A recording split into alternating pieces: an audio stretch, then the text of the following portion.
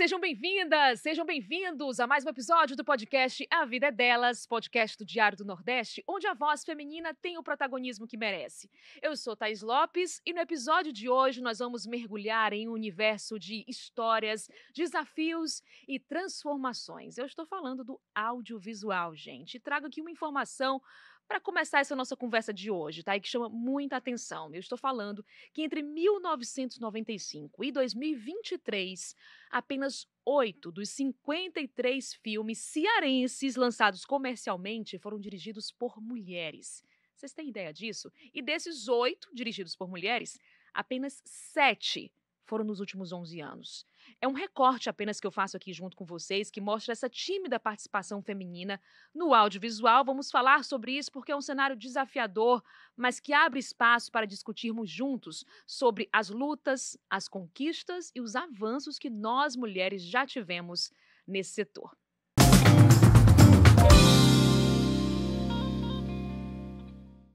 E para a gente falar sobre a participação feminina no audiovisual, eu tenho aqui com a gente, no estúdio do A Vida é Delas, nosso podcast, essas duas mulheres inspiradoras, tinha que ser com elas, Dani Gondim, atriz, cantora, compositora, e poderia falar também muito aqui sobre a Dani. Dani, que coisa maravilhosa. Muito obrigada, Thaís, fico muito feliz de estar aqui. Desse convite para estar aqui com a gente. Obrigada, tá? Obrigada a você. Beth Jaguaribe, que foi minha professora, inclusive, no curso de jornalismo. Eu também tenho muito que falar aqui da Beth, né? Pesquisadora, gestora cultural, professora. Ela também é coordenadora do curso de Audiovisual e Cinema da Unifor, diretora do Instituto Dragão do Mar, diretora também da Escola Porto Iracema das Artes. Beth, uma honra ter você com a gente aqui no nosso papo. Estou super feliz de conversar com você, especialmente porque você foi minha aluna. A Dani também, é um prazer enorme. Eu acho que teremos uma troca muito especial, né, de vivência. Temos aqui 2 gerações de mulheres trabalhando em áreas completamente diferentes, mas que tem muito que acrescentar aqui nesse papo para a gente entender sobre esses desafios, o que já conquistamos, o que ainda precisamos conquistar dentro do audiovisual. Então, temos essas mulheres referências aqui pra gente aqui no nosso estado. E aí eu começo trazendo aqui um dado, que eu fiz uma pesquisa antes da gente começar a nossa gravação, que é da Agência Nacional de Cinema, que mostra que dos 53 filmes cearenses lançados comercialmente, isso de 1995 até 2023, ou seja, tem um longo período aí pra gente fazer essa comparação, de 53 filmes lançados comercialmente cearenses, apenas 8 dirigidos por mulheres. Como que a gente pode fazer essa leitura? Claro que o audiovisual contempla muito mais do que a direção, né? É uma rede, né, de pessoas trabalhando para fazer realmente acontecer. E todos têm um trabalho essencial, né, para um filme ser lançado. Isso desde uma atriz protagonista, coadjuvante, um diretor, uma diretora, figurinista, enfim, são muitos e muitos profissionais envolvidos. Mas eu queria essa visão de vocês, né? Como que vocês enxergam a participação feminina dentro do audiovisual? Quer começar, Beth? Acho que essa presença, né, tão pequena nessa experiência audiovisual, acho que ela na verdade, ela indica o que acontece na maioria das áreas profissionais, né, da experiência social, vamos dizer assim. O lugar da mulher é um lugar que muito pequeno, né? Um processo de conquista histórico de longos anos, e no audiovisual, na verdade, uma área que, mais do que qualquer outra, talvez, tem uma tradição muito machista, né? Uma presença de homens muito forte, e quando há participação, aconteceu o que a gente chama de apagamento, né? A gente vê, assim, historicamente, momentos importantes da produção audiovisual do mundo, como no momento das vanguardas artísticas, por exemplo, a gente teve participação de mulheres incríveis e determinantes, mas a história não fala sobre elas. Muito recentemente é que essa história começa a ser recuperada. Então, é um dado que evidencia o que já sabemos, né? A presença muito pequena da mulher na experiência do audiovisual do Brasil. E você, Dani? Eu acho que não é nem a presença pequena da mulher, é o apagamento dela como protagonista mesmo, porque, querendo ou não, o diretor, ele é uma voz de comando ali naquele set, né? Ele é uma voz de poder naquele ambiente. E a gente percebe cada vez mais que as mulheres ou não são colocadas nesse lugar de poder, ou quando são colocadas, elas são silenciadas nesse lugar de poder. Como se aquele lugar de poder agora tivesse menos importância, porque ele é dominado por mulheres. Eu já fui dirigida por mulheres maravilhosas, e já fui dirigida por mulheres que, em set, a gente via claramente que o tratamento da equipe de câmeras, de produtores, de equipe de set era diferente no tratar com essa mulher, era diferente na validação do poder dela naquele ambiente. E aí a gente vai desconstruindo isso aos poucos, né?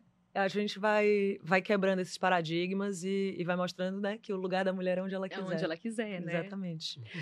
Mas fala um pouquinho sobre você, Dani, também, para a gente te apresentar um pouco mais. Muita gente já te conhece, né? Até mesmo pelo teu trabalho que você conquistou até agora e tem feito no audiovisual, na dramaturgia. Mas fala um pouquinho, você começou muito nova. O quê? Com 8 anos, 7 anos, você já ali estava fazendo, aprendendo a fazer teatro. Fala um pouquinho da tua trajetória. Rapaz, eu comecei muito novinha. Eu acho que eu tive muita sorte e fui muito privilegiada por ter pais que, apesar de pais convencionais, que me colocaram em escolas convencionais e que me estimularam a projetos convencionais, eles viram que eu tinha uma alma artística, né? E puderam investir nisso. Puderam investir nas extracurriculares, que são aulas que não são exigidas no sistema normal das escolas, mas eles me colocavam no teatro, eles me colocavam na dança, no canto, no circo. E isso, eu falo que a arte salvou minha vida, e foi no sentido de eu me sentir potente. Eu me sentia muito desvalidada mesmo, eu me sentia muito pouco no sistema convencional. Eu não era boa em matemática, eu não era boa em física, eu era boa em escrever poesia, eu desenhava muito bem, eu tinha muita inteligência corporal.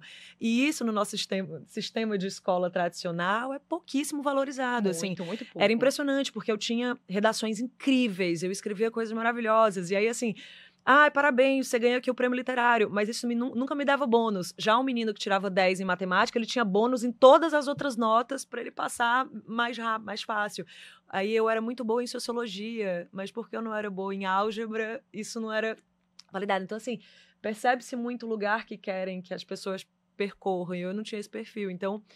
Desde muito cedo, eu fazia essas aulas extracurriculares, e aí eu fiz no Grupo Em Cena, eu fiz a minha primeira peça profissional, que ficou em cartaz. Eu tinha 11 anos, talvez. E aí a gente apresentou Lucilo, de José de Alencar. Vou falar de novo. A gente apresentou Lucilo, de José de Alencar. E aí eu vi, meu Deus, eu me encontrei. Desde então foi estudando muito, correndo atrás, né? Aquele estudo paralelo, tendo que passar de ano nas escolas e estudando. Daí eu fui também para a área da moda, comecei a modelar, comecei a viajar. Em paralelo à escola, né? Como bons pais tradicionais, eu tive que manter o estudo tradicional também. Aí depois que eu passei no vestibular, os meus pais falaram, agora você pode... Trilhar o seu caminho. Você pode fazer... agora, fizemos nossa parte, né? Agora fica à vontade. Porque, querendo ou não, é exigido da sociedade que você passe no vestibular. E você fez para quê o vestibular? Belas Artes. Belas Artes. Olha por isso que eu perguntei se você tinha... Porque a gente é tão nova, né? Para poder decidir Belas ali. Hoje a gente tem o quê? 16, 17 anos, decidir qual a carreira profissional que a gente vai seguir. Isso. Eu, pelo menos, particularmente, acho que nós, os seres humanos, somos colocados para fazer uma escolha somos muito novos, né? Muito novos e colocam pra gente como se aquela escolha fosse definitiva, né? A minha mãe tá na 3ª faculdade dela já, na 3ª profissão, e cada vez se descobrindo mais e melhor. Acho que cada profissão que ela se forma e ela começa a exercer, ela tá melhor, mais segura de si, né? E aí isso me dá muita liberdade, assim, me dá muita fluidez. Apesar de você ficar com medo, com muitos receios, a gente fica, meu Deus, não vai mais dar tempo, e se eu não conseguir me provar nessa profissão agora? E aí você descobre que não, que dá para você se transformar, ser uma outra versão, ser uma outra profissão. E aí eu acho que hoje eu sou isso, assim, eu abri meu leque para muitas áreas da arte, e eu vou focando naquelas que precisam de mais atenção naquele momento, sem deixar as outras apagadas. Elas ficam adormecidas, mas aí eu continuo estudando, continuo me aperfeiçoando e vou expandindo esse leque artístico, porque eu acho que a arte me define como um todo, assim. Eu não sei o que eu faria se eu não fosse artista, se eu não pudesse criar.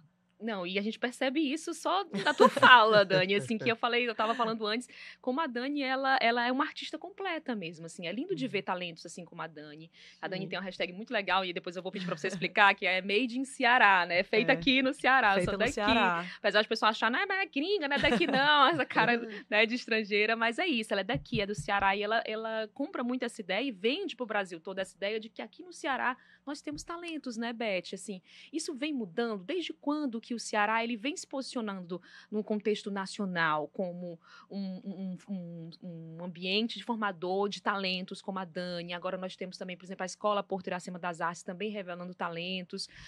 Desde quando que isso vem acontecendo, Beth? E a partir de quando que o Brasil começou a acordar para talentos como a Dani aqui no nosso estado? Assim, o Ceará ele tem uma tradição muito forte de cinema, muito forte, assim, eu acho que poucas pessoas até conhecem essa tradição. O Ceará, ele, por exemplo, ele é cearense, né? O mais importante distribuidor, exibidor de cinema no Brasil, que é o Luiz Severino Ribeiro, né? Uhum. A gente tem o Luiz Carlos Barreto, veja que eu estou só falando de homens até agora. Exatamente. A gente tem o Luiz Carlos Barreto, que foi o grande produtor de cinema do Brasil, né? Até hoje ele é uma família que produz cinema.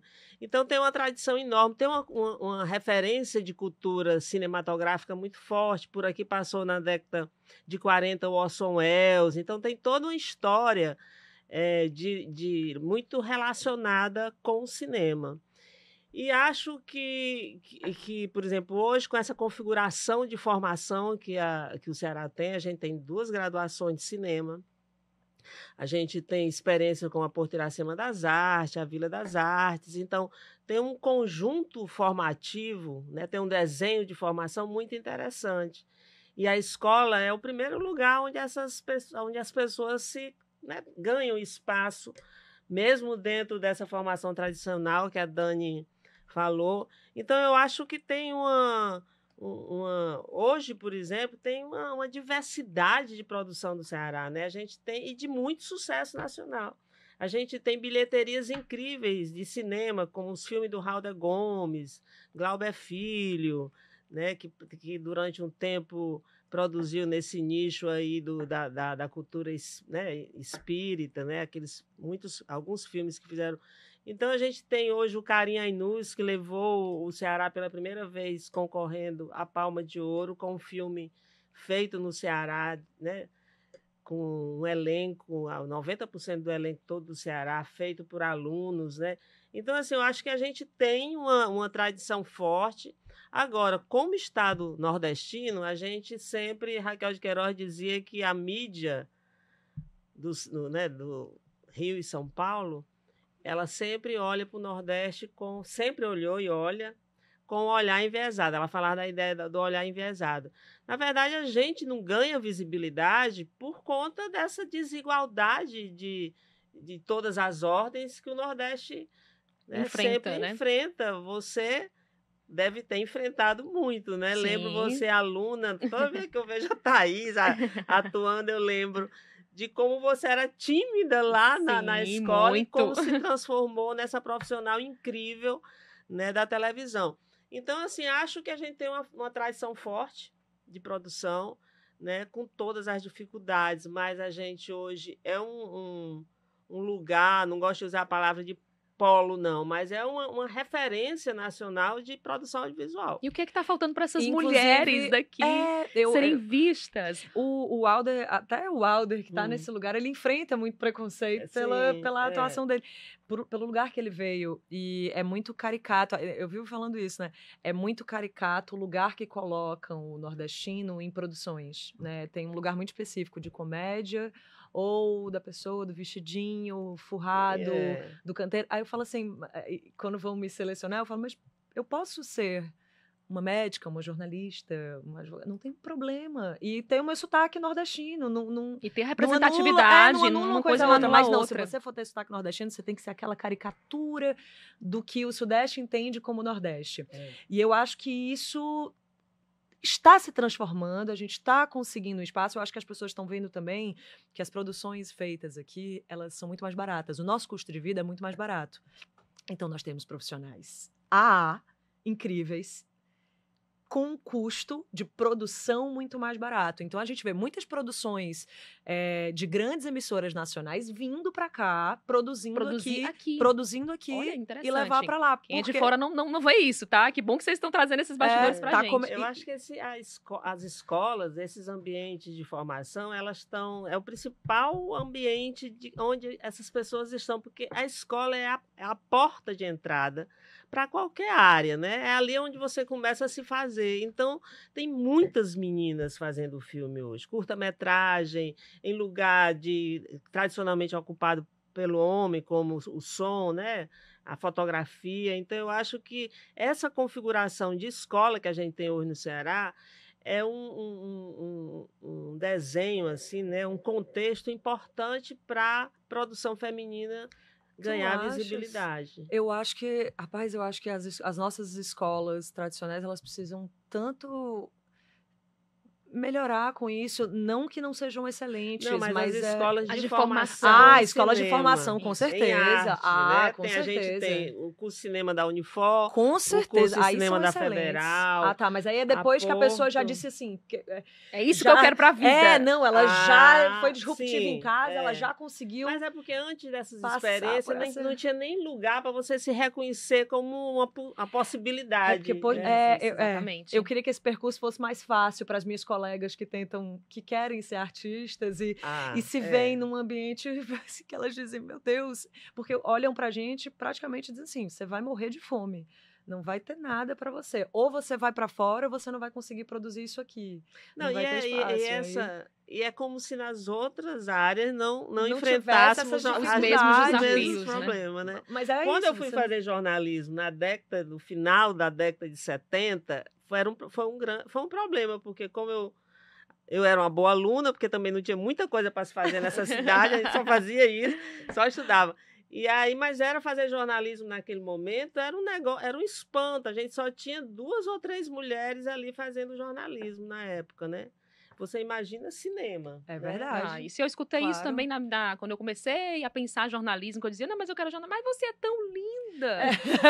Não faça isso, não. Olha, se eu quis fazer, porque realmente eu queria muito. Porque eu acho que falta muito estímulo, né? Quando você fala assim, eu quero cinema, eu quero audiovisual, eu quero televisão, telejornalismo, jornalismo que seja. Ainda tem esse preconceito muito grande, né? Tem, e eu acho que isso vem desses primórdios, de você não...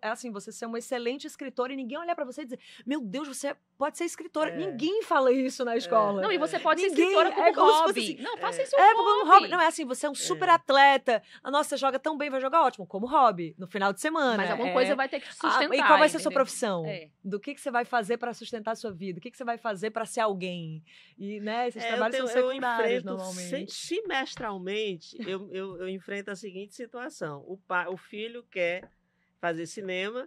E o pai e a mãe ficam numa dúvida, porque eles também não... Como é uma profissão também, né, que não tem uma tradição de carteira assinada, de faça trabalho, outra coisa também, né? meu filho. Sempre tem essa, Os pais vão conversar comigo, para saber. Eu dou uma aula para os pais todo semestre. Eu tenho uma aula pronta para dizer as possibilidades de mercado.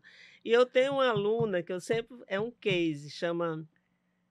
Deise Barreto, que é uma grande diretora de arte hoje no Brasil. Uma menina super... Então, ela fez o curso de cinema da Unifor e o pai obrigava a fazer direito para poder, né? É o que eu estou dizendo. Faça outra coisa que preste, né? Exatamente. Pode fazer isso. E hoje ela só foi liberada do direito quando ela começou a ganhar prêmio, né? E aí o pai, não, tudo bem. E ela é uma grande diretora de arte, super solicitada, nossa... já entrou no Festival de Cannes com um filme que ela fez direção de arte, vai participar agora do Festival de Berlim com outro filme que ela fez direção de arte. Então, assim, é uma área que... Engraçado, porque é uma área tão potente economicamente, né? Que movimenta muito dinheiro. Não, assim, lá fora é outra realidade, né? Movimenta outro muito, incentivo. É um outro sentido, né? E os profissionais se formam que muitas vezes têm que sair daqui do Ceará. Para serem valorizados aqui também. Às vezes para voltar e alguém olhar com isso. Mas eu acho que essa lógica ela mudou muito nos últimos tempos. Né? A gente vê, por exemplo, Karim, que precisou sair daqui para fazer cinema. Agora, ele dá uma contribuição enorme na própria Porto Iracema das Artes, né? Com o Laboratório de Desenvolvimento de Roteiro, que ele é o tutor. e vem fazer os filmes aqui, engaja, né? Nesse momento, por exemplo, tem um projeto muito interessante que chama Factory, Factory Ceará Brasil Cane, que é um projeto onde quatro curtas serão realizados aqui no Ceará. Agora começa a filmagem em fevereiro. Resultado de uma seleção grande que foi feita pela produtora do Carim, com o apoio da Secretaria do Audiovisual.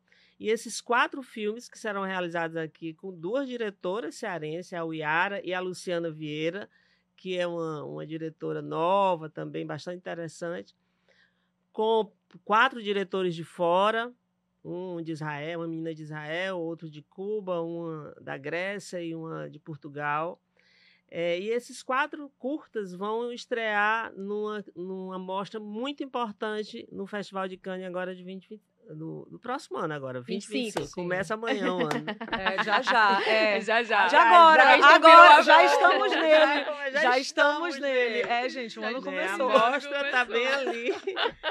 Então, assim, tem um contexto bastante interessante agora, né? Até porque o cinema, hoje, a meninada nasce vendo vídeo tem essa sensibilidade. Teve uma democratização também disso com os youtubers, né? Com as criadoras. Mas me ajudem a valorizar essas mulheres do audiovisual cearenses que hoje estão fazendo. As pessoas não sabem os nomes ainda. Beth, me ajuda. Você falou da Luciana Ribeiro? Não, Luciana Vieira. Luciana Vieira. A gente tem, por exemplo, uma coisa que é bem interessante, porque tem umas coisas que eu digo que só acontece no Ceará, né? A gente tem, por exemplo, antes de falar das mulheres, a gente tem não sei se você conhece também, Dani, um circuito de cinema que tem no interior do estado, ligado ao Supermercado Pinheiro, que eles abrem salas de cinema no interior, são 13 salas. Eu sempre, quando eu tenho oportunidade, eu falo, porque é uma coisa maluca. As pessoas dizem assim, quando eu conto essa história, as pessoas dizem assim, é mesmo assim? No Ceará tem um circuito comercial de cinema com 13 salas no interior, porque as salas do interior se acabaram no Brasil, né? Acabaram. Mas a gente tem, assim, até pelas escolas, né? A gente tem hoje as principais produtoras de cinema no Ceará hoje são mulheres, né? É a Bárbara Cariri, né? Que já fez vários filmes premiados, né? A maioria deles dirigidos pelo Petros Cariri, que é o irmão dela. A gente tem a Tiziana Augusto, que é uma diretora, que é uma produtora também bastante ativa. A gente tem a Caroline Luiz, que é outra diretora, outra produtora, desculpe. Então, eu fiz um levantamento agora que tem muitas mulheres produzindo, que é uma função muito de homem, muito masculina. Ainda dominada muito por homens, né? Muito. É muito interessante. E tem essas meninas aí que estão... iniciando aí uma carreira importante, como a Luciana Vieira. Ela foi uma assistente do Motel Destino, esse filme que foi para o... Do Carim, né? Do Carim, que foi para Cannes. A Uiara, que é uma menina jovem. Tem...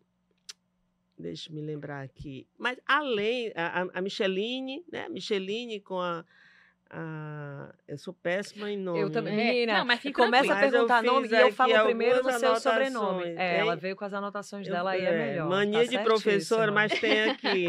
A gente tem a Liz Paim, que ganhou o Festival de Gramado, agora com um curta chamado Fenda, um curta muito interessante. Micheline Helena e Amanda Pontes, que lançaram um longa, o primeiro longa delas agora. Tem... É uma mulherada que a gente pode aqui, ó. É uma galera legal. Bater palmas dizer. A própria diretora que eu tava falando, a Carla de Bonito, que é uma mulher cearense que tá no premiada no mundo todo. Dani. Lance luzes sobre Carla, né? Sobre Carla, uma diretora e roteirista também espetacular. Ela fez um filme da história de vida da irmã dela. Primeiro ela fez um curta e foi premiado no mundo inteiro, assim. É tanto prêmio que não cabe mais no banner dela de apresentação do projeto. E aí agora ela tá escrevendo um curta a partir ela tá escrevendo um longa a partir desse curta, que chama Luzinete e Eu. E esse roteiro já tá com os olhares de Cannes também para apresentação, para leitura do roteiro, porque é espetacular, assim. Ela é muito competente, quer fazer um elenco quase todo cearense também. Então, é isso que a gente falou, são pessoas que conseguem sair, conseguem romper essa bolha e serem referências mundiais e voltam para suas raízes, né? E voltam para dizer, peraí que eu vou pegar todo mundo aqui, eu vou contribuir. Não, e que bom, né? Que as pessoas têm essa oportunidade de fazer algo grandioso, irem lá para fora, mostrar o trabalho que existe aqui no Ceará, e essas pessoas voltam para contribuir de alguma forma. Isso precisa ser valorizado. Mas vocês falaram de mulheres aí maravilhosas, empoderadas, incríveis, que fazem um trabalho incrível aqui no nosso estado, mas que as pessoas não conhecem os nomes. Por isso que é importante a gente ter conteúdos como esse aqui, que é o podcast A Vida Delas, pra gente também valorizar essas mulheres, né? A gente trazendo todos os nomes delas e dizendo assim, ó, obrigada, e abra um caminho para que outras mulheres façam e trilhem os seus caminhos também no audiovisual. Agora, falando um pouquinho sobre você, Dani, como foi para você, uma mulher cearense, conquistar espaço fora do Ceará, porque você participou de uma novela do SBT, Carinha de Anjo, né? Você fez a vilã Nicole, não é isso? Fiz. E esse é um dos seus trabalhos que você já fez até então, né? E como é que é pra você? Como tem sido esse processo pra você realmente trilhar esse caminho, de conseguir conquistar o seu espaço no eixo Rio-São Paulo? Como é que tem sido?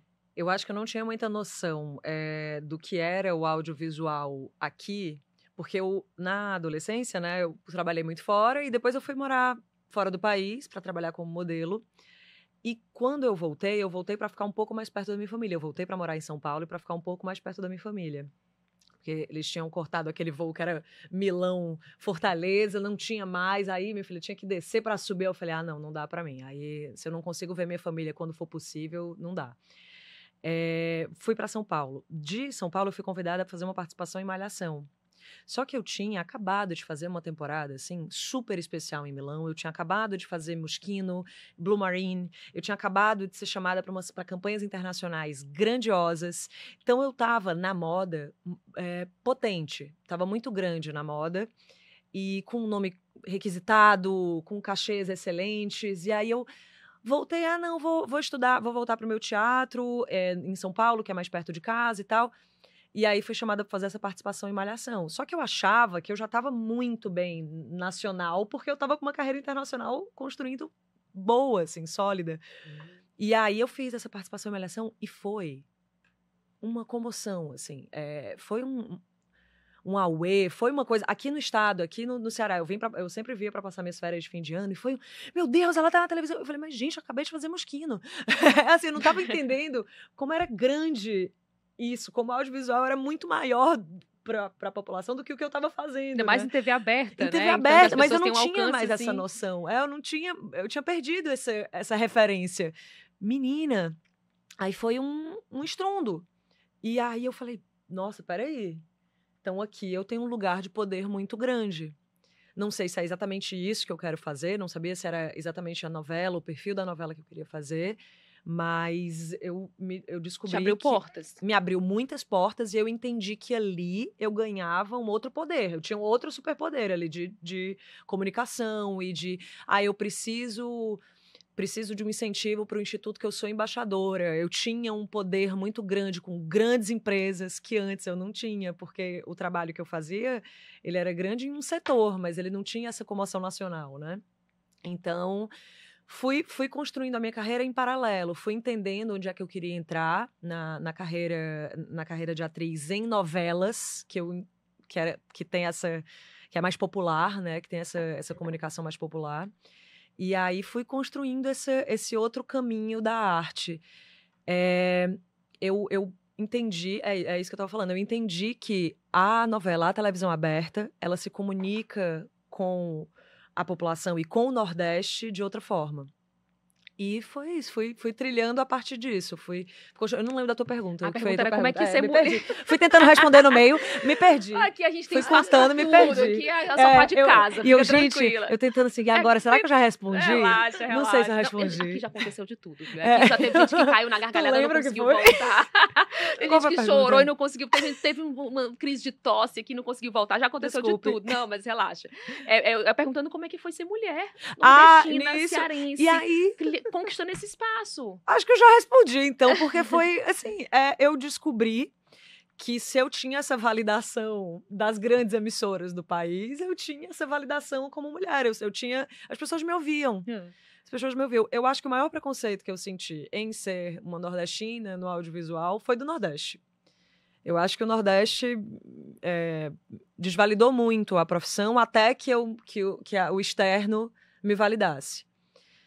E aí, tudo bem, eu entendi que era a construção natural disso, não é para ser normal, mas é como era, pelo menos. E aí, construí meu nome, construí minha potência e disse, agora eu posso voltar para casa e posso trilhar outros caminhos e posso decidir outros braços das artes, porque agora eu tenho para quem ligar, eu tenho quem me ouça, porque eu já fiz essa ponte com o poder nacional, né? Muito legal esse teu ponto de vista, viu? E, Beth, eu queria falar uma coisa contigo, queria te perguntar uma coisa. Como que o mercado e a política cearense, política pública que eu digo, avançam na promoção dessa diversidade em todas as etapas de produção do audiovisual, né? Como que você se enxerga hoje? O mercado e a política pública cearense hoje unidas para promover essa diversidade. E eu falo essa diversidade como essa questão da representatividade das mulheres. Eu estava olhando aqui para essa mesa, né? Tem 3 mulheres brancas, né? Coincidentemente com esse perfil de olho azul e tal. E eu estava vendo aí a Dani falando, né, os desafios que enfrentou. Você, como jornalista, eu sei que enfrentou, é um campo que eu conheço bem. E fiquei imaginando das mulheres pretas, as mulheres trans, né? A gente tem, por exemplo, um grupo de realizadora, né, trans, mulheres trans aqui no Ceará, bastante interessante. Tem, inclusive, uma aluna minha, a Bruno Loba, que é uma artista extraordinária. Então, a dificuldade que essas, né, com essas populações, desafios, né, que enfrentam, né, não normativas, né, enfrentam. Então, assim, eu sou uma pessoa que atua no audiovisual muito nos bastidores, né? Assim, na gestão de políticas do audiovisual. Eu acho que houve também uma mudança qualitativa enorme. Por exemplo, na década de 90, que foi quando eu saí do jornalismo e fui fazer gestão de políticas públicas no audiovisual, eu era a única pessoa aqui que, dentro da estrutura pública de políticas, que pensava, que estava atuando de alguma forma ali, ainda cavando com vários companheiros homens, né, comprometidos com o campo audiovisual, a Ivone Oliveira, Glauber Filho, Rosenberg Cariri, tudo homem, né? E eu, a única mulher, eu não lembro de outra, ali dentro da estrutura de poder das políticas públicas, ali cavando possibilidades de investimento em termos de políticas públicas na produção audiovisual. Acho que hoje a gente tem aí, por exemplo, pensando um pouco a minha trajetória, que me ajuda a pensar sobre isso. Depois eu fui para o Ministério, na época que o Gilberto Gil assumiu o Ministério da Cultura, eu ocupei o lugar de chefe de gabinete da Secretaria do Audiovisual do Ministério da Cultura, um período que as políticas públicas na área de cultura ganharam uma potência enorme. E ali, claramente, eu também era a única mulher que estava ali naquele ambiente radicalmente masculino, né? E atualmente a gente tem uma secretária de cultura mulher que está no processo, que é a Luísa Sela, que está no processo de implantação da Ceará Filmes, que é uma demanda antiga, e ela assumiu isso com a determinação muito forte de implantar essa empresa chamada Ceará Filme, que vai fazer a gestão das políticas de audiovisual no Estado. Então, eu acho que a gente teve... Eu também nem sei se eu estou respondendo a pergunta. Fiquem tranquila. Aí a gente vai falando, aí como diz, aí a cabeça começa a pensar, menino, o que é que eu tenho que falar? Acho que o cenário atual, ele é muito diferente do que há 20 anos atrás, foi quando eu comecei. Né? Mas diferente tanto para o Nordeste quanto para as mulheres, né? Para o Brasil e para o mundo, porque tem um movimento... E isso é uma conquista mesmo, né? É um movimento que ganhou essa questão da diversidade, ganhou uma centralidade no mundo atualmente. Não dá para você... Isso não é porque é bonitinho, porque é negócio de mulher, não sei o quê, porque não dá para você pensar a humanidade se você não pensar a partir dos atravessamentos de ser mulher, de ser negro, de ser indígena, de ser a questão da orientação sexual. Tudo isso, hoje, constrói um cenário muito diverso. E o audiovisual está aí para mostrar essa nossa diversidade, essa nossa riqueza cultural. Até por conta das redes sociais, da tecnologia, O audiovisual hoje é a principal esfera de mediação da vida social. E a pandemia evidenciou isso de uma forma muito forte, né? Porque você viveu a partir de telas durante a pandemia. Você deu aula, você assistiu filme, enfim. Então, eu acho que é um momento potente e, por isso mesmo, muito desafiador. Eu acho que a gente tem hoje, a gente que eu digo, as mulheres, né? A gente, como o espaço que a gente ocupou é muito forte e, ao mesmo tempo, a gente continua a dividir, a ter uma vida doméstica, né? Especialmente quem tem filho, igual a gente tinha há 100 anos atrás, né? Com todas as responsabilidades de criar filho. Isso não mudou praticamente. A gente foi só acumulando, né? Foi só acumulando. Então, aí tem um desafio enorme, mas é um bom combate, né? É uma coisa boa de se fazer, que é isso. Esse ano a gente teve uma experiência muito interessante no curso de cinema da Unifor, que foi uma mostra que a gente faz todo ano, reunindo a produção do curso. E esse ano a temática foi exatamente a mulher, né? A mulher no audiovisual. Porque não é só a diretora. Quando a gente pensa em cinema, a gente pensa só na direção ou na representação, ou no elenco, né? Exatamente. Mas tem meninas fazendo som, meninas fazendo fotografia, meninas fazendo todo tipo de fusão no audiovisual. Então, eu acho que hoje a gente vive um momento importante, desafiador, mas um momento importante, bastante diferente. E aí as políticas públicas, que eu acho que essa é a origem da sua pergunta, eu acho que está correndo atrás. Acho que a gente para acompanhar esse ritmo do audiovisual. audiovisual. O Brasil viveu um momento importante quando o Gilberto Gil foi ministro da Cultura. Depois a gente caiu no que a gente sabe que caiu ali nos anos escuros de Temer e depois Bolsonaro. E agora, né, as políticas estão no processo de recuperação, de ativação novamente. Perfeitamente. E as políticas públicas fazem muita diferença no nosso trabalho, né? Sim. Eu acho que, inclusive das grandes emissoras, eles agora estão com esses projetos de diversificar as produções, e são produções de telefilmes, que essas diversificações é que trouxeram a oportunidade do Nordeste também mostrar sua potência dentro da Rede Globo, mostrar sua potência produzindo cinema, produzindo... Agora, esse deslocamento para o Nordeste, para as áreas periféricas, vamos dizer assim, isso é uma demanda de mercado. Eles não estão aqui, eles Ninguém não se é bonzinho, espalharam, imagina, né? Porque fazer não o bem, dava você é mais. solidário, É como... a indústria de Mas as cinema políticas americano. públicas incentivaram Sim. isso também. Elas disseram, se você fizer produção em determinadas regiões, você tem certos tipos de incentivo. Então, isso é importante. Se você fizer produções com uma quantidade X de mulheres na produção, você tem outros tipos de incentivo. Isso pra gente é essencial. É um projeto de cotas que faz uma reparação, assim, que diz assim, não, tá aqui, eu preciso de nome de protagonismo de pessoas que sempre foram apagadas, né? Ao mesmo tempo, sabe, eu acho que o modelo estava esgotado. Então, quando tem essa adesão também, você tem toda a razão, é o dinheiro, né? Siga o dinheiro, como diz na política.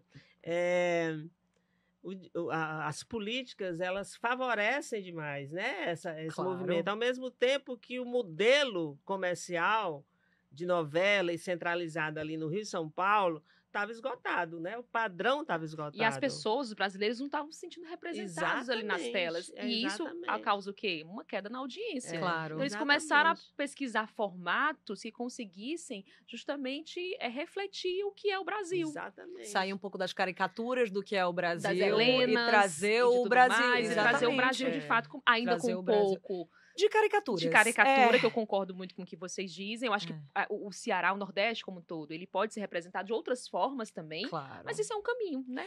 Eu Conquistas e desafios a serem conquistados. O filme, baseado na história da Marina Alves, é um caminho de trazer o Nordeste em um outro formato. É uma jornalista, é uma enfermeira, com médicos, com profissionais. Pessoas comuns. Pessoas com seus sotaques nordestinos, sem precisar de se fantasiar de ser nordestino. Explicar no roteiro, na fala, no diálogo. Por que você veio do Nordeste para cá? Sempre tem essa explicação.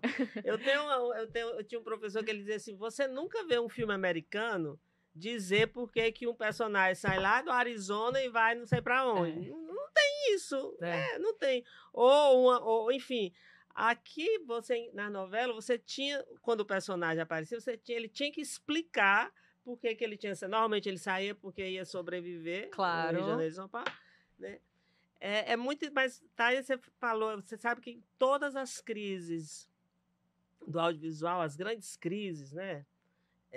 São muito orientadas pela mudança social. Por exemplo, depois da Segunda Guerra, o cinema clássico americano entrou num declínio terrível, porque ninguém aguentava mais. Depois da Segunda Guerra Mundial, como é que você poderia imaginar um filme, um cinema que só falava em personagens ricos, finais felizes? Não tinha como mais. Retratava a realidade, né? Esgotamento completo. Aí é que começa a mudança, o cinema moderno, que vai fazer toda a tensão daquele mundo dourado do cinema americano.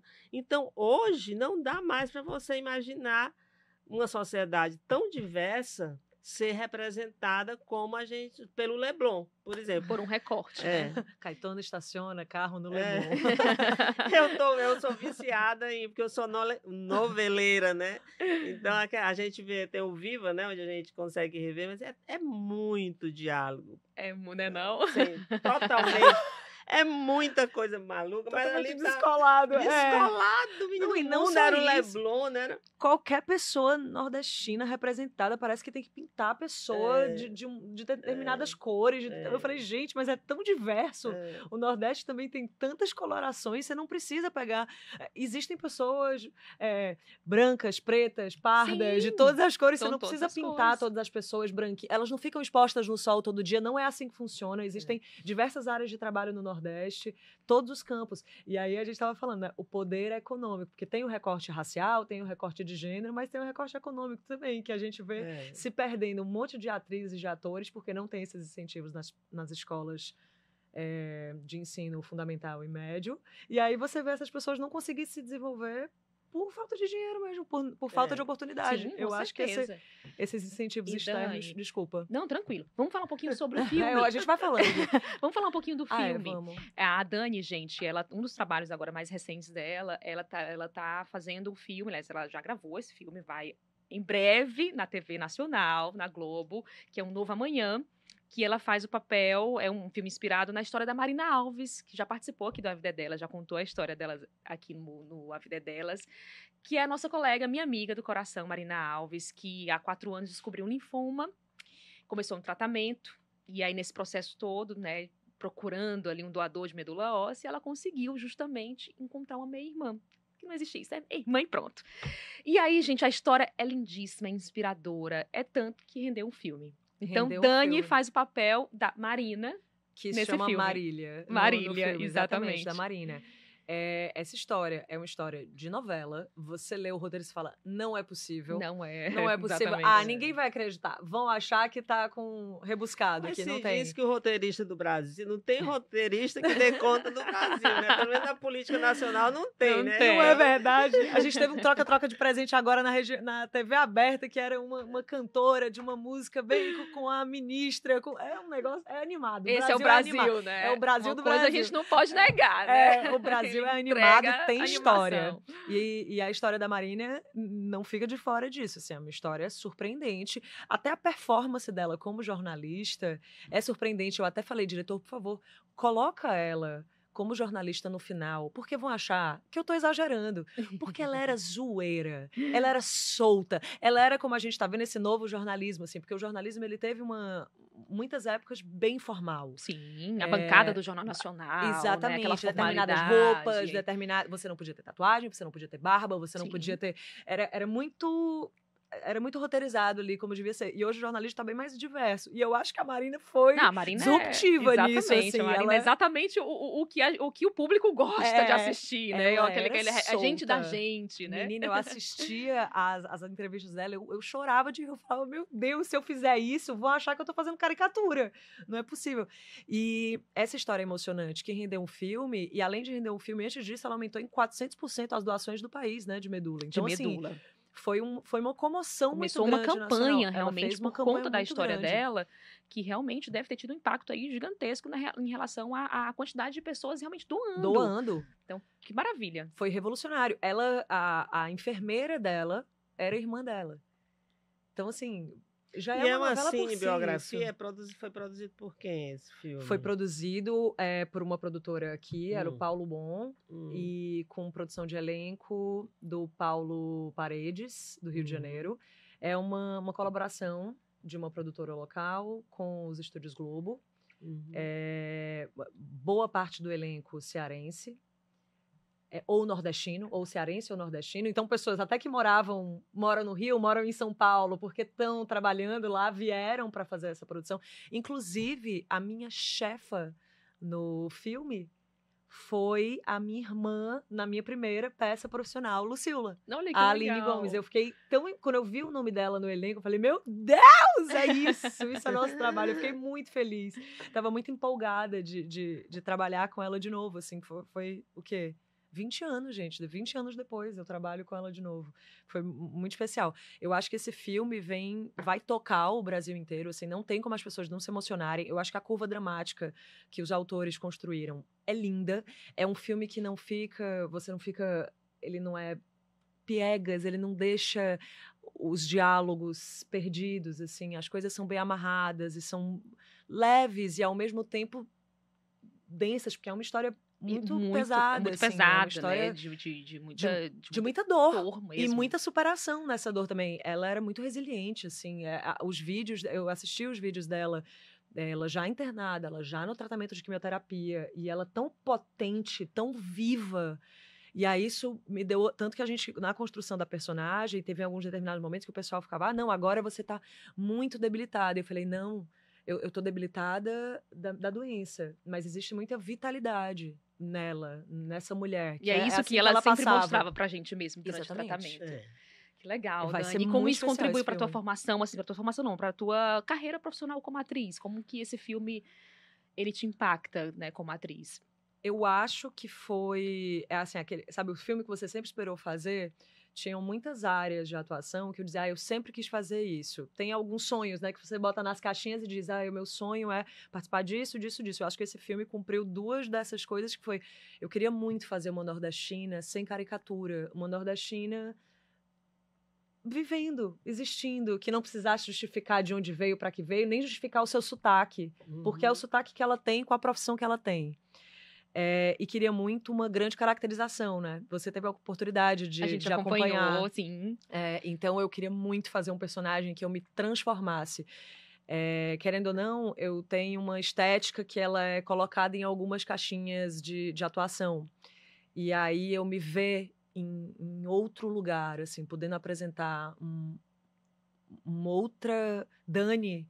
Foi muito louco. Eu ficava me olhando no espelho e falava, meu Deus, que maravilhoso, eu quero mais disso, sabe? Dá muita...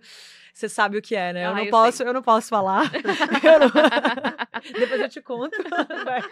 Ai, gente, Mas vai estrear no circuito de cinema ou na televisão? Não, vai na televisão. Na televisão aberta e acho que depois entra nas plataformas de Globoplay. E aí as pessoas podem acompanhar lá por lá também. A gente não pode dar tantos detais assim, porque nós estamos assim... pertinho do filme ao ar. Pertinho do filme ao ar e com medo de um processo. Elas assinam um contrato desse tamanho. Os diretores, os produtores, todos assistindo aqui ao podcast. Dani. Calma, senhora. Até onde você vai? Mas vocês vão encontrar uma produção incrível, boa parte dela sendo feita por cearenses e nordestinos. Por cearenses e nordestinos. Então, uau, a gente tem que realmente aplaudir e valorizar, assim como todas as outras produções são feitas aqui na nossa terrinha. Inclusive, falando em mulher inspiradora, Beth, temos que valorizar, porque Beth, gente, tem mais o quê? Mais de 30 anos? Ai, Jesus! Mais de 30 anos dedicados ao audiovisual. Beth foi, gente, homenageada pelo Cine Ceará em 2023. E tantas outras homenagens que você já recebeu, Beth. Então, assim, falar de audiovisual é falar de Beth Jaguaribe também. Não tinha como você não estar aqui. Calma, ninguém ia chorar aqui, tô brincando. Beth, o que você acha na sua carreira, o que de marcante você mais contribuiu nesses 30 anos, mais de 30 anos de carreira? O que a gente pode falar, assim? O que você percebe de mais marcante nessa contribuição? Elaborando melhor a pergunta. Difícil falar de si, né? Não, na verdade, assim, eu sempre digo que nada do que a gente faz na vida é fora da política, sabe? Da política no sentido mais pleno da palavra, né? Que são experiências que contribuem com a coletividade, assim. Então, assim, eu sou formada em jornalismo e me aproximei do campo da cultura, da gestão da cultura ali no início da década de 90. Acho que é difícil, assim, eu acho que eu não sei se eu dei essa contribuição enorme que se fala, Olha né, aqui toda a vida. nossa jornalista, nossa apresentadora. Uma grande contribuição que você fez. Não sei se eu tive pro essa nosso contribuição na Claro carreira. que teve! Devo a todos os meus professores. Mas acho que esse lugar de formação é um lugar que eu acho que eu devo ter contribuído um pouco, mas acho que o processo de instauração do debate político, do campo da cultura, talvez tenha sido uma contribuição importante que eu tenha dado, porque acho que o Estado, o Estado não o Estado do Ceará, mas o Estado enquanto estrutura, né, de gestão, né, o Estado brasileiro, assim como todas as nações sérias do mundo, elas assumiram o audiovisual como estratégia de desenvolvimento. Uhum. Né? Se fala muito nesse debate neoliberal bem idiota, que os Estados Unidos é o lugar em que o Estado se distancia da iniciativa privada. Isso é tudo invenção de idiota, né? De idiota útil, porque, por exemplo, o cinema americano, ele hoje é forte, é a maior indústria do mundo, porque ele teve ali, no início de sua operação, a presença forte do Estado americano, porque é uma área estratégica em todos os sentidos, né? Então, acho que até de manipulação, né? De tudo, né? Além de ser uma potência econômica, do ponto de vista da economia mesmo, essa dimensão simbólica que cria costumes, que vende ideias, que, né, por exemplo, tem a Segunda Guerra Mundial, por exemplo, ela foi construída toda a partir do imaginário do cinema, tanto no lado dos nazistas, né, da Alemanha, quanto dos Estados Unidos. Enfim, é uma discussão enorme, mas eu acho que ter contribuído com o crescimento do debate de políticas públicas para o audiovisual, acho que deve ter sido uma contribuição importante. E eu digo também em sala de aula, porque a tua trajetória dentro, né, da tua profissão, da tua carreira, enfim, do mercado onde você está inserida, a tua trajetória colabora também, imagino, para as discussões de gênero mesmo em sala de aula. Como que você traz essa discussão para dentro de sala de aula como professora, pesquisadora e referência no mercado? Assim, através da aula comum, né? Por exemplo, a questão das cotas, eu também ocupo um lugar que tem uma certa centralidade ali das políticas de cultura do Estado, por conta da Porta Iracema das Artes, do Instituto Dragão do Mar, Secretaria da Cultura. Então, a questão das cotas, por exemplo, é um debate que a gente participa há muito tempo, né? Até porque, como eu sou de uma geração que éramos poucas, tanto no jornalismo como depois na gestão de cinema, a gente se obriga, por isso que eu falo da dimensão política, da qual a gente não pode escapar nunca, né? A gente se obriga a contribuir fortemente com isso, até para poder superar um certo trauma que a gente deve ter acumulado durante a vida. Eu lembro que quando eu voltei de Brasília, na experiência lá nos 2 primeiros governos do presidente Lula, eu sempre digo que eu voltei um animal. Quando eu resolvi voltar para o Ceará, eu tinha virado um animal de tanto brigar, porque é preciso... a nossa geração brigou muito, muito, né? Os mais jovens que imaginam que estão enfrentando, né? Porque às vezes a gente observa e diz assim, nossa, eles pensam que estão fazendo a primeira vez isso, né? Porque tem a ideia de que a gente, quando ganha determinada homenagem, a gente não está só ali, né? Tem determinadas populações que nunca estão só se veem coletivamente. Nós, mulheres, somos assim, né? Então, por exemplo, o movimento do Me Too, né?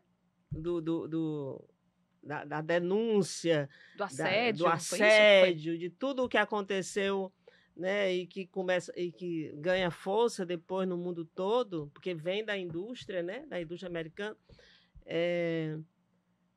São movimentos políticos, então, assim, eu acho que eu instauro muito o debate político, né, nas conversas, com alunos, porque fora do debate político não tem saída. Político no sentido de você se ver numa coletividade, Sim, Não, não é não dá, partidário, assim, né? é por isso que a indústria do audiovisual, ela tem uma dimensão muito, que eu considero muito perversa, né? Porque como ela é ocupada por homens, tradicionalmente por homens, então o movimento é muito individual. Você vê, qual foi o mais importante momento do cinema brasileiro? O cinema novo, que foi reconhecido internacionalmente e tal. E você vai ver quem é o cinema novo? São homens, né? E quando a gente sabe que aquilo só se sustentou por várias mulheres que nunca ganharam visibilidade. Você só fala no Glauber Rocha, no Nelson Pereira dos Santos, no Rogério Sganzella, que é do cinema marginal. É só homem, né? Como se aquele movimento tivesse acontecido levado só por homens. Então, eu acho que a política é a perspectiva da coletividade. Então, é a gente nunca falar por si. Né? A gente sempre, quando está em algum lugar, quando você falando ali, eu fico sempre imaginando aquela sua sala de aula, né? Lembro demais quem estava ali com você. E é uma conquista daquela sala, assim. Eu não sei se vocês estão entendendo o que eu estou dizendo. Da Claro coletividade, que sim. do Claro A que gente sim. sempre está junto. A mulher, quando fala, assim como a mulher indígena, que tem outros atravessamentos, a mulher negra, quando a gente chega em determinado momento, a gente não está só aqui. Nenhuma de nós aqui estamos Jamais, sós, né? jamais.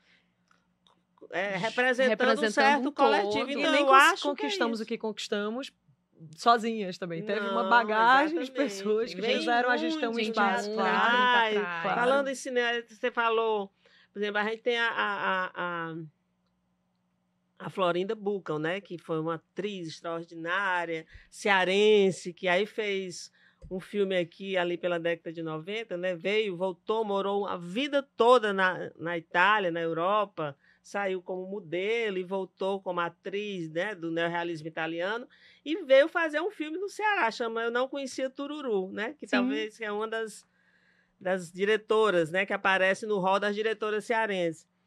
Então, uma trajetória dessa está muito ligada com a trajetória da própria Dani. Eu não sei se ela conhece a trajetória da Florinda, mas a Florinda também saiu como uma modelo e conquistou o mundo como atriz e voltou para o Ceará para fazer um filme com pessoas do Ceará, enfim. Sim, são nomes que abrem portas para Com outras toda pessoas certeza. também. É um processo É um histórico. processo Com toda certeza. histórico. E não só essa conexão indireta, como a coisa mais direta mesmo, de uma mãe que foi disruptiva, de uma avó que decidiu entrar no mercado de trabalho naquela época e sair de casa. Sim. Então, assim, é uma construção que vem de muitas mulheres que vieram antes de mim, do meu Exatamente, núcleo familiar e fora do meu núcleo familiar, que conseguiram construir muitas coisas. E Dani, o que vem por aí de produções? Menina, vem...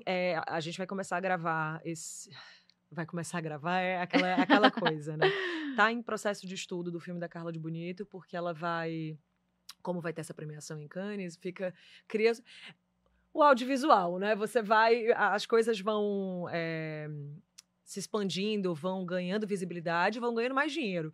Com mais dinheiro nas produções, a gente consegue incrementar mais os roteiros, deixar as coisas mais pomposas, mais vistosas. E aí ela tá nesse processo, assim, de mais captação pra gente deixar maior, mais potente. Mas tá muito legal. O nosso estudo de roteiro é sensacional. E assim, você ela vai é fazer uma o roteirista papel incrível. da Carla. Da Carla. Da Carla.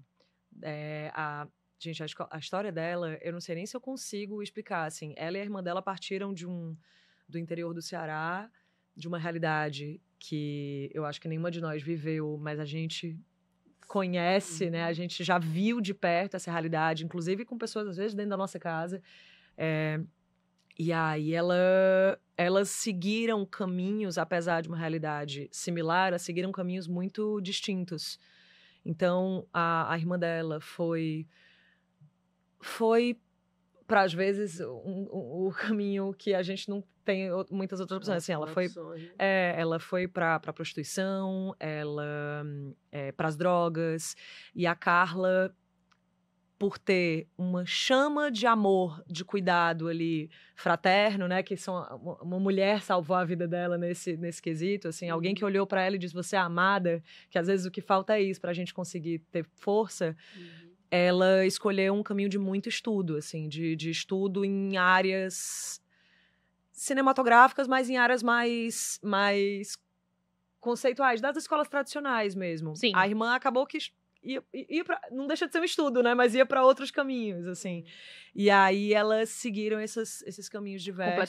Completamente diferentes. E o filme conta isso. O filme conta isso de uma forma muito potente. Ela é sensacional. Eu sou muito fã dela, assim.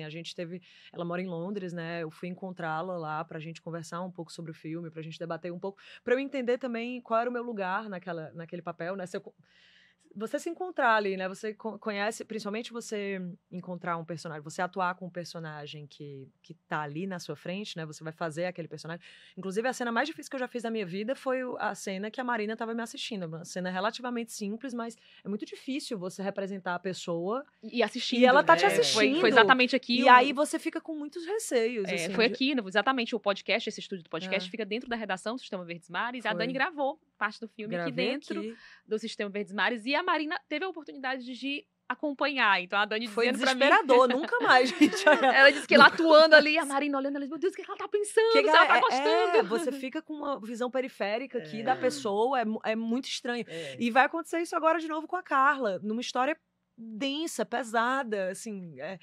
Com vários conflitos. Que momento da tua carreira, Dani, lindo de ver, viu? Não, e aí eu tô assim, como é que vai ser isso? E eu tive que fazer perguntas pra elas, né? Tu perguntou como é que tá o momento da minha carreira. Fazer um livro sobre como representar pessoas vivas. Exatamente, mulheres... Mas não é pessoas vivas. Que é o maior desafio de um ator, de uma atriz...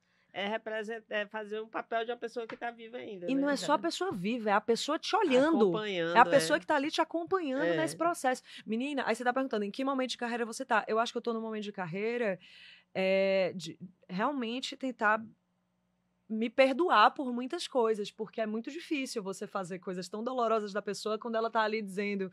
mas um pouquinho mais pra lá, ação, corta, vamos lá, vamos direcionar isso, a intenção que eu quero é essa. Eu tive que fazer perguntas para ela muito íntimas para eu me entender nessa personagem tão profunda. Eu tive que fazer perguntas muito íntimas para ela e a gente teve que praticamente criar uma estratégia de colocá-la na terceira pessoa, como se ali ela não fosse ela, para ela me apresentar essa personagem com muitas feridas e falar sem que a gente começasse a chorar ali as duas e se abraçasse e dissesse assim, não vai dar. Então eu tô nesse momento, acho que de me perdoar mesmo, para poder conseguir tirar isso dela sem que seja trágico, sem que seja tão sofrido, sabe? E tão invasivo também. Tão invasivo. Ao mesmo tempo, você tem que fazer perguntas complexas. Um pouco de psicologia ali também, Perguntas que eu faria pra minha diretora. Nossa. E não pra minha diretora que viveu toda essa história que eu tô tendo que perguntar, e aqui, como é que foi? E esse cheiro? Porque ela viveu essa história. Então tem histórias de abuso, por exemplo, que aí eu fui perguntando pra ela e ela falou... Uma coisa que eu nunca esqueço são as unhas sujas da pessoa. E aí você fica tendo pesadelos com isso depois, assim. Isso leva pra você pro resto da tua vida. E eu tô construindo essa personagem. Então, querendo ou não, essa personagem tá nascendo em mim em algum lugar. E eu preciso deixar que ela nasça, né? Eu preciso deixar que ela flore para que essa atuação tenha a profundidade que ela merece. Estamos chegando ao fim do episódio de hoje. Olha, a gente poderia passar horas aqui conversando sobre esse tema. A conversa tá maravilhosa, tá gostosa demais, mas estamos aqui indo pros finalmente. Eu gostaria de pedir para cada uma de vocês deixar uma mensagem, né? O que ainda precisa, de fato, acontecer para que as mulheres no audiovisual sejam ainda mais valorizadas ou mesmo que sejam reconhecidas pelo mercado e que vocês deixem uma mensagem assim pra gente ir encerrando esse episódio por hoje. Que é atriz, vive mais... No improviso. Sua mensagem. Mas você não anotou aí. Rapaz, minha mensagem é que a gente tenha mais momentos como esses, assim, mais momentos de troca. Você hesitou em falar de si, né? Você falou muito da política e da sua e de como a política agiu, mas eu queria muito depois ouvir em outros momentos você falando de si também. Eu acho que isso foi um trabalho meu também. A gente precisa se valorizar e dizer, não, eu fiz isso foi importante, porque acho que a gente engrandece as outras pessoas quando a gente mostra como o nosso trabalho tem percursos complexos, porém que são premiados, assim, que a gente, no final do dia, a gente fala, eu consegui, sabe? Eu fiz, eu construí, com muitas outras mulheres ao meu lado, com muitas outras que vieram antes de mim, mas eu construí. Então, eu queria, num próximo, ouvir você falando de si, da sua potência, porque sua história é sensacional. Não, eu acho que, primeiro, que o país tem que ver filme brasileiro, Tem que tá? parar disso. Tem que ser só aquele filme que tá bombando lá fora, que ganhou um recorde de bilheteria. Tem que parar com isso. Acho que tem que valorizar o que é nosso também. Acho que tem um compromisso muito grande, que é ver filme nacional. Nós fazemos filmes incríveis, né? E eu acho que daria essa... E do ponto de vista mais feminino, que é a discussão aqui eu acho que é um pouco o que a Dani diz, é você não se sentir, mas eu não falo de mim, não é porque eu não tenha, eu tenho muita consciência do que faço, né, na verdade. Mas eu acho que é uma dimensão aí de professora que eu prefiro. Tem umas coisas que a gente deixa de ter esse lugar de professora mesmo, né? Porque eu tive professoras no jornalismo, uma muito especialmente, que a persona dela era tão forte que atuava de forma ao contrário. Ao invés de inspirar, ela interditava. Né? Eu acho que quando a pessoa se faz e se coloca de uma forma muito grandiosa, tem um certo delírio aí, né? Que tem a ver com ego, e aí Claro. com a minha idade, o ego já está, de certa forma, dominado. Mas acho que você tem razão. Acho que as mulheres têm que falar muito ainda, né, sobre né, suas conquistas, né? E esse espaço é um espaço precioso, realmente, para né, que tenha visibilidade, esses processos ganhem mais visibilidade. Talvez tua potência seja justamente essa, né? Essa capacidade de jogar holofote nas outras pessoas. E isso é um superpoder também, né? Superpoder, super. Isso quando eu estava falando do poder que a gente ganha quando a gente ganha essa expressão na mídia, o poder que a gente ganha é de jogar holofote no que a gente acha importante. Seja políticas públicas, sejam mulheres que você acha que merecem sabe espaço. Que eu já pensei sobre isso, tem a ver com jornalismo também, porque eu sou de uma geração clássica do jornalismo. A notícia era em primeiro lugar, porque depois com essa modernização, especialmente na televisão, o repórter ganhou um certo protagonismo claro, que não tinha, né? E também porque a minha geração de mulher contribuiu muito em jogar luzes sobre os homens. Sim, exatamente. Aí, outra. Às vezes eu fico assim... Por exemplo, a gente acompanha redes sociais e assim, gente, como é que essa pessoa tem essa coragem de dizer tudo isso nas redes sociais, né? Porque tem a ver com geração mesmo, né? Totalmente. Eu morro de inveja dessa soltura de, eu fiz, eu construí, eu falei, rapaz, é isso, eu quero chegar num lugar que... E não num lugar de ego, talvez num lugar de ego, mas não num lugar de que se achar mais ou menos do que isso, mas de ser claro nas suas conquistas, de não ter vergonha delas, né? A gente fica muito assim, não... Não precisa. Eu sou bela, recatada e do lar. Eu não preciso que as pessoas me... Eu vi uma situação muito engraçada com uma menina de cinema, uma jovem de cinema, disse, Beth, tu fez, na época da Escola do Dragão do Mar, o Centro de Dramaturgia, que foi uma experiência muito importante que aconteceu aqui, de formação de roteirista. Aí uma menina nova olhou para mim e tinha nessa roda, foi inclusive em Cannes, na última vez que a gente ficou esse projeto do Carim. Aí tinha gente que viveu esse período lá nos anos 90 da escola Instituto Dragão do Mar. E ela, muito jovem, disse, Beth, tu fez o Centro de Dramaturgia? Aí teve uma risada na roda. Fez como aluna. Como aluna. Aí acho que foi até o Armando Praça, que é um cineasta incrível. Diz assim, ela fez o Centro de Dramaturgia. Ela é o Centro de Dramaturgia. Oi, gente. Tá maravilhoso. Nossa. Muito, muito, muito obrigada pela participação de cada uma de vocês. Dani Gondim, Beth Jaguaribe, que honra receber vocês duas. E você também que nos acompanha sempre no podcast A Vida Delas. Não deixe de compartilhar esse episódio, tá? Falando dessa participação feminina no audiovisual, com um olhar mais especial ainda para as mulheres cearenses fazendo audiovisual. Obrigada, tá? Pela sua companhia. Não deixe de compartilhar e até uma próxima, tá? Até o próximo episódio do podcast A Vida Delas. Beijo, gente. Tchau, tchau. Tchau.